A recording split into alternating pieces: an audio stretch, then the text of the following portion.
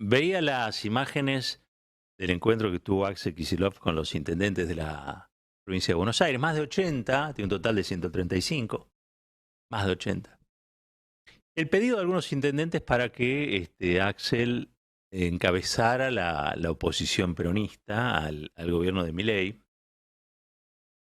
Y por el otro lado también el discurso de Gilles Fran tan frontal, ¿no? En el que le hizo recordar a algunos que el peronismo tampoco es cualquier cosa, ¿no? Pero podemos decir que hoy el peronismo está en su laberinto, o en sus laberintos, y que está encontrando la manera de salir de una situación que es una situación de derrota, que es una situación de derrota que no es eh, inhabitual en la historia del peronismo. Quiero decir, siempre planteo esto porque veo que recurrentemente se piensa el peronismo como una máquina arrolladora de triunfos.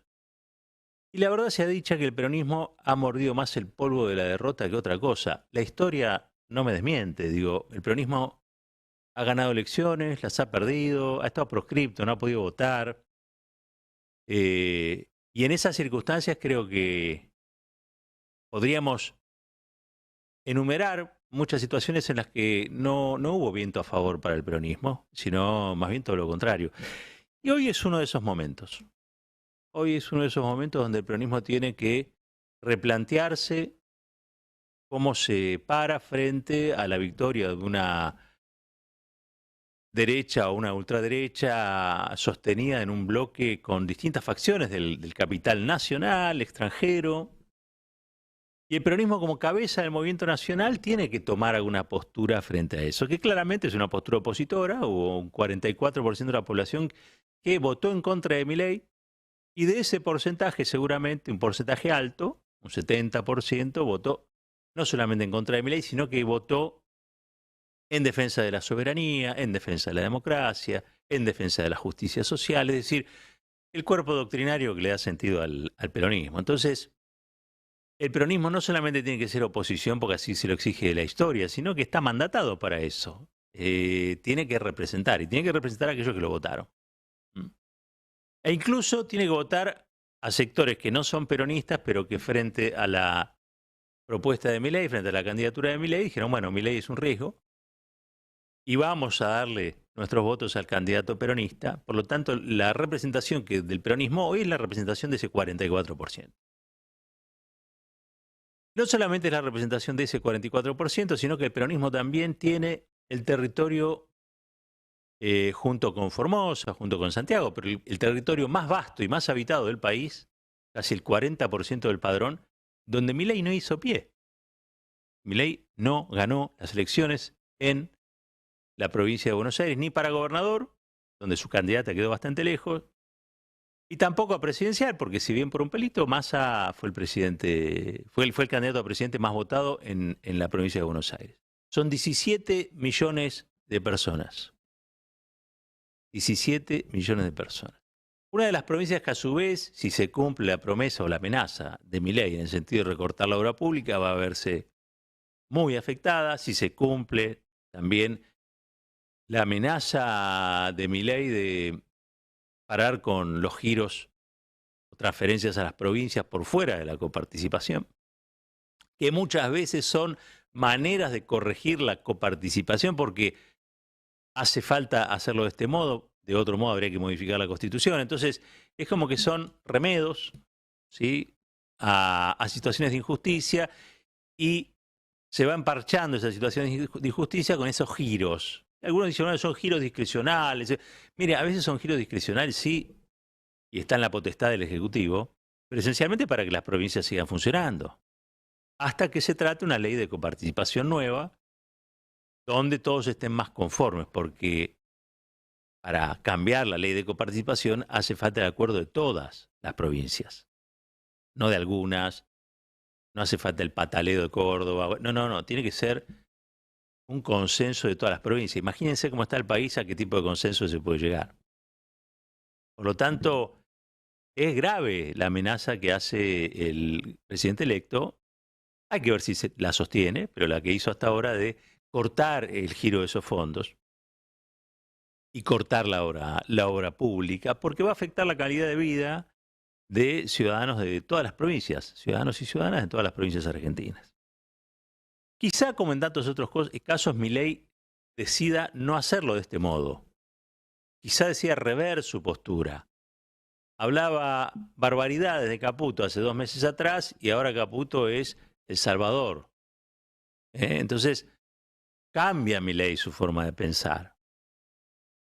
Y cambia a veces radicalmente su forma de pensar. Quiero decir, piensa de una manera y luego, como pasó con Brasil, piensa de un modo muy distinto, casi antagónico. Teniendo presente esto, que yo creo que es fundamental, hay que ver qué pasa de acá al 10 de diciembre. Pero también en el peronismo hay que ver qué pasa de acá al 10 de diciembre. Porque el peronismo tiene hoy una jefa que está, por un lado, judicialmente proscripta, no fue candidata, pero por el otro lado, donde da señales nítidas de no querer encabezar un proceso de jefatura nuevo. Y que alimenta la idea de que haya, al fin de cuentas, otros que organizan el espacio. No está suficientemente claro eso, realmente.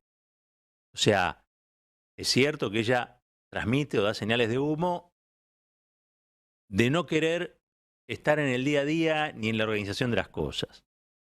Otra cosa muy distinta es no reconocerle el papel que cumple y el símbolo que ella representa para un peronismo que después de muchos años de extravío encontró tanto en Néstor como en Cristina Kirchner una razón de ser.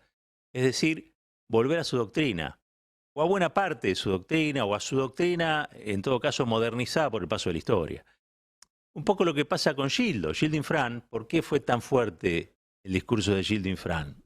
No dijo nada del otro mundo, pero claro, en una escena donde nadie se pronuncia, en una escena donde todos votan silencio, donde sacar un poco el cogote también es la oportunidad o la invitación a que te lo corten. Bueno, Gildo Infran, hay que decirlo en estos términos, se plantó y dijo lo que un peronista tiene que decir y otros peronistas quieren escuchar, ¿no? Que vas a hacer oposición, que esa oposición la vas a hacer de modo responsable. En general, las oposiciones a los gobiernos tienen mucho que ver con el tipo de gobierno que enfrentan, ¿no? Y esto no es ponerle palos en la rueda, ni resistencias, ni... No, no. Es simplemente cumplir con el mandato que uno ha recibido en las urnas. Pero también hacer una defensa de lo doctrinario. Las doctrinas existen. Hay dos cosas que uno no puede evitar. Tener, si quiere prosperar en la lucha por el poder. La convicción, la doctrina, ¿sí? Y también el temple. Entonces, me parece que cuando hablamos del discurso de Gildo Infran, lo que vimos allí representado es una imagen en la que el peronismo debería verse. Cuando Axel se junta con los intendentes también está dando una señal muy clara. Están reuniéndose para ver cómo enfrentan la situación planteada a partir del 10 de diciembre. Me parece que ese peronismo finalmente va a terminar también eligiendo un jefe de bancada que tenga que ver con estos propósitos, que sin hacer una oposición ciega, escuchen bien, sea una oposición que esté pensando en cómo reconstruir una nueva mayoría, porque en democracia, y en la Argentina hay una democracia electoral que funciona, ¿sí?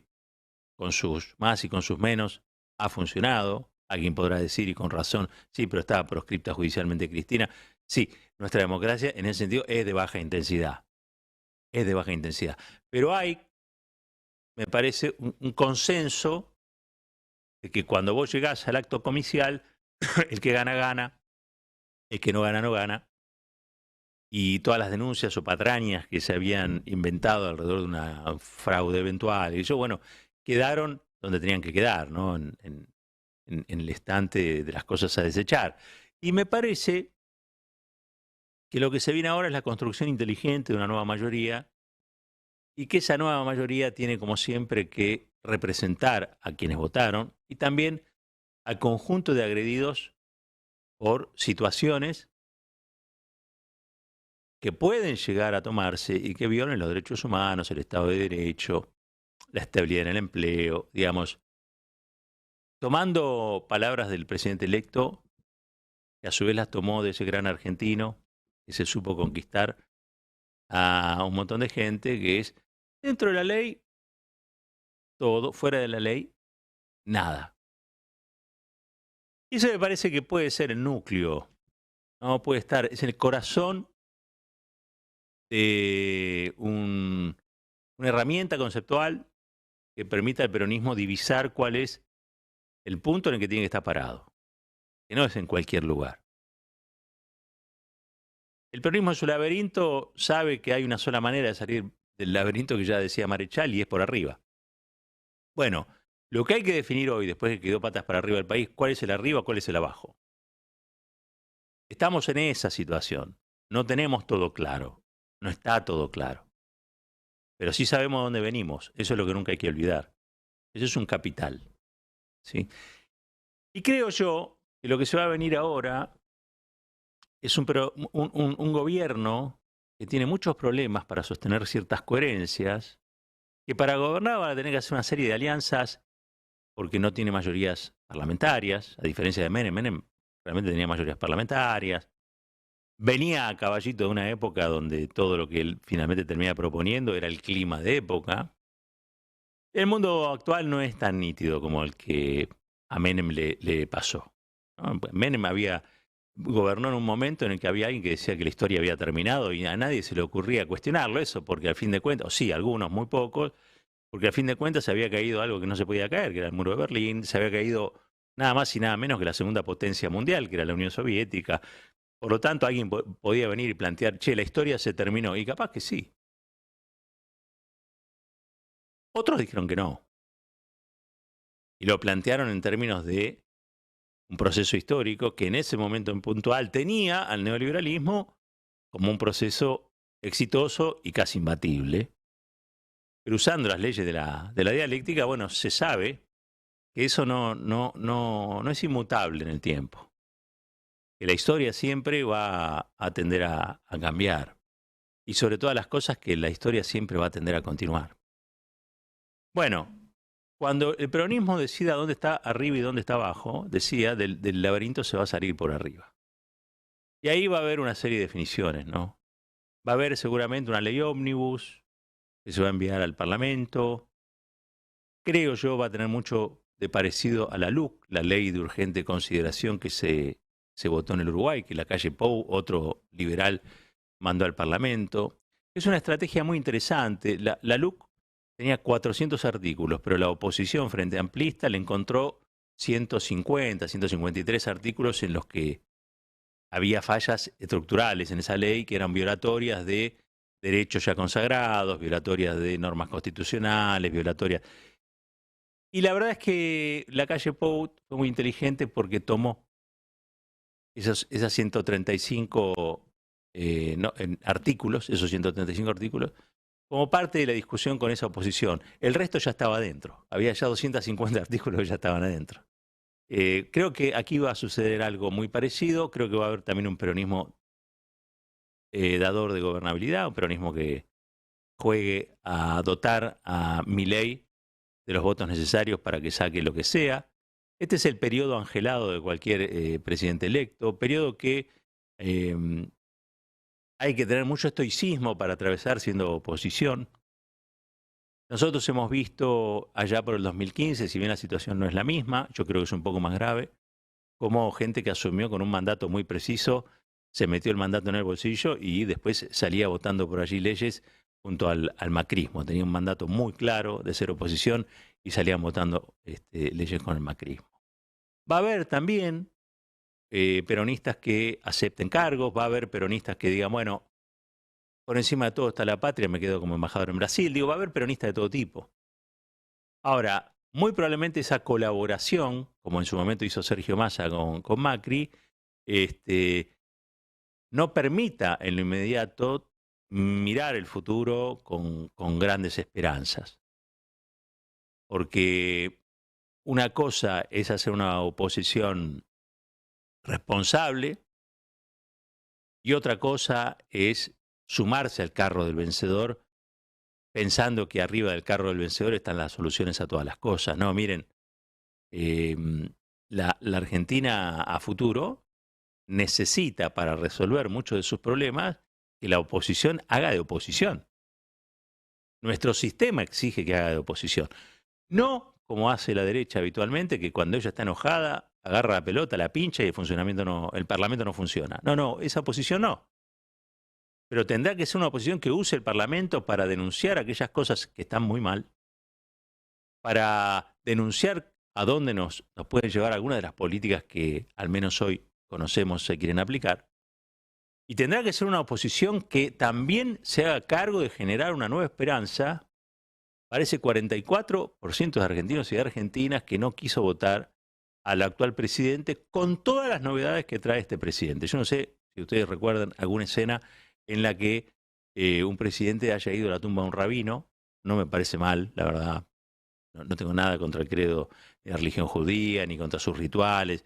Pero sí la escena o la fotografía no es la más habitual en los presidentes argentinos.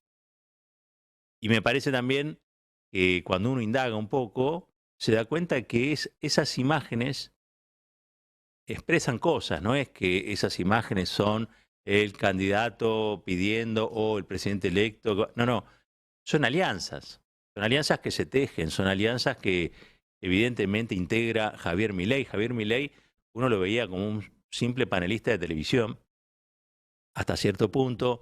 Creo que hoy está él mismo sorprendido de ser presidente, pero no llega solo. Creo que hay mucha gente que llega con Milei. Mucha gente de aquí y mucha gente del extranjero que llega con Milei.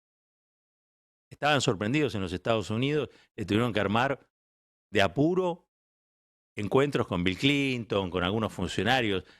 Finalmente llegó a funcionarios de primera línea, pero hubo riesgo también de que se quedara en una instancia inferior, pero más que nada por la sorpresa.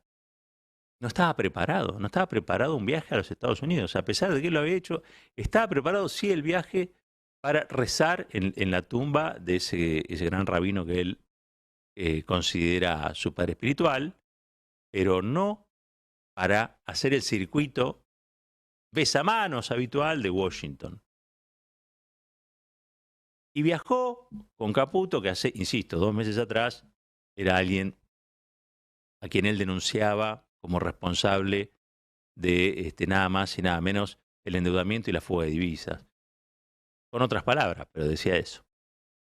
Por lo tanto, el panorama tiene mucho de incierto y pedirle al peronismo que tenga todo claro hoy sería ser muy exigente. Sí, se le puede pedir al peronismo que esté junto a los que vean agredidos sus derechos, sí se le puede exigir al peronismo que esté siempre defendiendo la justicia social, la soberanía política y fundamentalmente la Unión Latinoamericana.